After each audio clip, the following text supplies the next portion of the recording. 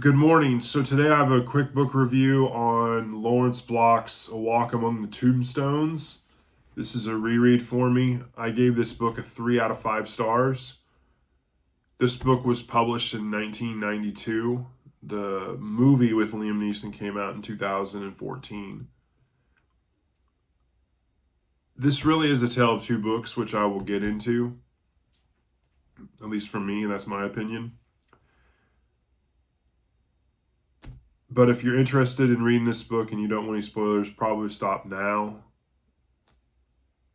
I try not to get too far into the weeds on some of the plots and twists and what the books are about to the point where it should push people away from wanting to read it or feel like they know the whole story. But nevertheless, the book is heavily written around, obviously, Matthew Scudder, the detective or the former police detective in New York City, and now private investigator who gets gifts and lives his life based on doing investigative work that may or may not be for upstanding citizens, so to speak.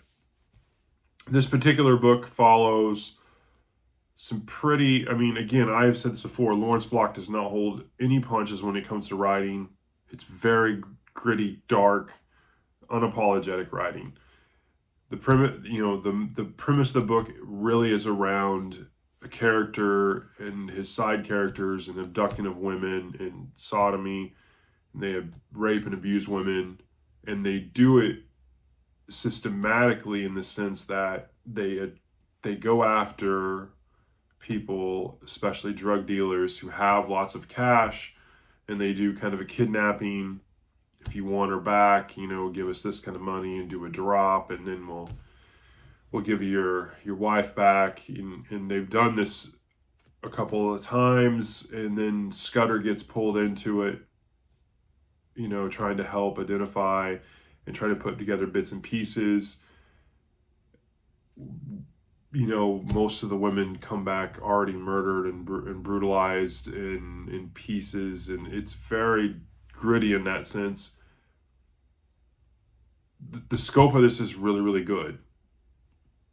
TJ, who's his friend and is kind of street smart and computer savvy, who ends up helping him, and they have the Kongs, who are very technical and in the phone systems back in the day when this was written in the mid-90s, play a small role as well.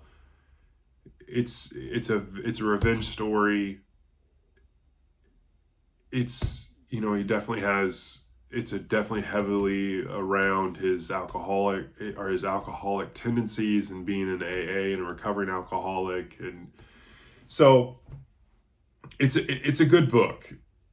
The reason I graded it, I say it's a good book and I graded it a 3 out of 5, really becomes down to the fact that it's a tale of two books, in my opinion. The premise of the book really, really is good in the sense that it's the scope of the story is really gravitating. They abduct, it's brutal. It's definitely a story I can relate with. It definitely, if you look, other books that I read a lot of, that's heavily influenced, drug dealers and murder and trying to find people. Like, it definitely is in my kind of wheelhouse. Where I grade it down really comes from the fact of there's a lot of, and this is very hard for me because Lawrence Block usually is very concise and doesn't have a lot of fluff in his book, but for whatever reason, this one had some. Like, there was just conversations that I know are setting up the scope a little bit, or they're evolving the personality so you can maybe connect more with, the main character, Matthew Scudder, or some of the sub characters, and some of it's really unnecessary, and it's really boring. I don't want to say that word too lightly because I don't want people to think, oh, well, you're doing a book review and you say you should read it, but it's also boring. That's not really the case. It's just there's a couple places. Really, honestly, I think this book's like 400 pages. It could have been 300. You could cut 100 pages out of it, which is some of. you can, I mean, Lawrence Block is like, again, he's usually so tightly written that you have, you don't really like ease into it and get a connection with these characters. You really are just thrown into it, and you either like them or you don't. And that's the appeal to me of his writing. And this one's just a little more fluffy than what it needs to be. That's the only drawback. This again, the scope of the plot is really, really good. Like, if he would have stuck to that. And I think the other kind of downfall is the fact that the antagonist, the mentally, deranged person that is doing these horrific things to these women, you don't until the very end and the kind of the climax of it all, everything wraps up, so to speak. You don't really get much about him. There's a couple phone conversations, a little bit of back and forth. You don't really get. There's not much with him. It's really heavily handed around Matthew Scudder, which I get, but you kind of wish there was a little more. If you could cut some of that 100 pages of fluff out and put 50 pages more, a couple different scenarios with the killer, I think this book would have been way higher. But it is what it is. Again, it's Lawrence Block, A Walk Among the Tombstones. I recommend the book.